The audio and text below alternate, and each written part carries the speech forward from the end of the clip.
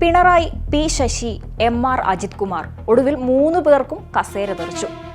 ഒരിടയ്ക്ക് കേരളം ഏറ്റവും കൂടുതൽ ചർച്ച ചെയ്ത 3 പേരുകൾ ചറപറാന്ന് വിക്കറ്റ് വീഴും പോലെ മൂവരും അധികാര കസേരയിൽ നിന്ന് തെറിച്ചു. പിണറായിക്ക് മുഖ്യമന്ത്രി കസേര പോയെങ്കിലും പ്രതിപക്ഷ നേതൃസ്ഥാനമെങ്കിലും ഉണ്ട്. പി ശശി പിണറായി തെറിച്ചതോടെ കണ്ണൂരിലേക്ക് മടങ്ങി. അജിത് കുമാർ ആണെങ്കിൽ ഇപ്പോൾ കസേരയും പോയി, ഇനി കൈകളിൽ വിലങ്ങു വീഴുമോ എന്ന ആശങ്കയിൽ. പിണറായിയുടെ രക്ഷകനായി ഇറങ്ങി രക്ഷാപ്രവർത്തനവും അട്ടിമറിച്ച് ഒടുവിൽ രക്ഷകരില്ലാതെ പടിയിറങ്ങുകയാണ് ADGP എം.ആർ. അജിത് കുമാർ. അതും DGP കസേര എന്ന സ്വപ്നം ബാക്കി വെച്ച്. കഴിഞ്ഞ പിണറായി വിജയൻ സർക്കാരിന്റെ കാലത്ത് ആഭ്യന്തര വകുപ്പിലും പോലീസിലും സർവ്വസ്വതന്ത്രനായി വിഹരിക്കുകയും പിണറായിയുടെ വിശ്വസ്തൻ എന്നറിയപ്പെടുകയും ചെയ്ത എം.ആർ. അജിത് കുമാറിന് UDF സർക്കാർ അധികാരത്തിൽ വന്നതോടെയാണ് വിചാരണ നേരിടേണ്ടി വരുന്നത്. SITയുടെ അന്തിമ അന്വേഷണ റിപ്പോർട്ടിന്മേൽ ആഭ്യന്തര സെക്രട്ടറി നൽകിയ ശുപാർശകൾ കൃത്യമായി വിലയിരുത്തിയാണ് സസ്പെൻഷൻ ഉത്തരവ് പുറപ്പെടുവിച്ചിരിക്കുന്നത്. ഇതോടെ അജിത് കുമാറിനെതിരെ മറ്റ് നിയമപരമായ തുടർ നടപടികളും വേഗത്തിലാകും. വ്യാജരേഖകൾ നിർമ്മിക്കൽ, കേസ് അട്ടിമറിക്കാനുള്ള ഗൂഢാലോചന തുടങ്ങിയ വകുപ്പുകൾ പ്രകാരം കേസ് രജിസ്റ്റർ ചെയ്യുന്ന കാര്യവും സർക്കാരിന്റെ പരിഗണനയിലുണ്ട്.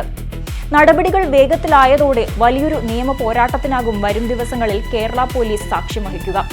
നവകേരള സദസ്സ് അക്രമക്കേസ് അട്ടിമറിക്കാൻ ADGP പദവി ദുരുപയോഗം ചെയ്തെന്ന വിവരങ്ങൾ പുറത്തു വന്നതോടെ മുതിർന്ന IPS ഉദ്യോഗസ്ഥൻ എം.ആർ. അജിത് കുമാറിനെതിരെ കേവലം അച്ചടക്ക നടപടി മാത്രമല്ല, ക്രിമിനൽ കേസ് കൂടി വരാനുള്ള സാധ്യത തെളിയുന്നു.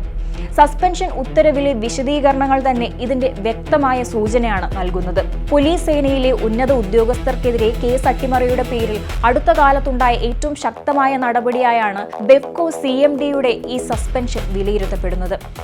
ആഭ്യന്തര സെക്രട്ടറിയുടെ റിപ്പോർട്ട് പരിശോധിച്ച ശേഷം സർക്കാർ അതിവേഗ നടപടി കൈക്കൊണ്ടിരിക്കുകയാണ്. ആലപ്പുഴയിലെ വിവാദമായ രക്ഷാപ്രവർത്തന കേസ് അട്ടിമറിക്കാൻ വഴിവിട്ട് ഇടപെട്ടെന്ന ഗുരുതര ആക്ഷേപത്തിൽ ADGP എം.ആർ. അജിത് കുമാറിനെതിരെ വകുപ്പ് തല നടപടിയുമായി സംസ്ഥാന സർക്കാർ വന്നു എന്നത് മാത്രമല്ല ഗൗരവമുള്ള വിഷയം. എം.ആർ. അജിത് കുമാറിന്റെ കൈകളിൽ വിലങ്ങു വീഴുമോ എന്നുള്ളതാണ് പുതിയ ചോദ്യം. പോലീസ് മേധാവി ഉറച്ച നിലപാടിൽ തുടർന്നാൽ UDF സർക്കാരിന്റെ പച്ചക്കൊടി ലഭിച്ചാൽ കേസെടുക്കാനുള്ള സാധ്യത കൂടുതലാണ്. കാരണം ADGPയുടെ സസ്പെൻഷൻ ഉത്തരവിലുള്ളത് കേസെടുക്കാനുള്ള സാധ്യതകളാണ്.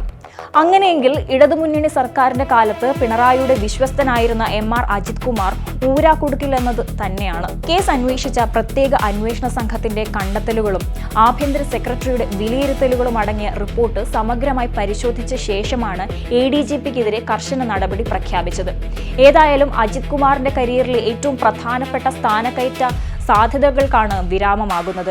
ADGP പദവിയിൽ നിന്ന് DGP റാങ്കിലേക്ക് ഉയരാനുള്ള അദ്ദേഹത്തിന്റെ വഴി അടയുകയാണ്. സംസ്ഥാന അഗ്നിരക്ഷാ സേനാ മേധാവി നിതിൻ അഗർവാൾ ഈ മാസം 31-ന് സർവീസിൽ നിന്ന് വിരമിക്കുകയാണ്. ഈ ഒഴിവിലേക്ക് അജിത് കുമാറിന് DGPയായി സ്ഥാനക്കയറ്റം ലഭിച്ചേക്കുമെന്ന തരത്തിൽ ഊഹാപോഹങ്ങളും പ്രചാരണങ്ങളും ശക്തമായിരുന്നു.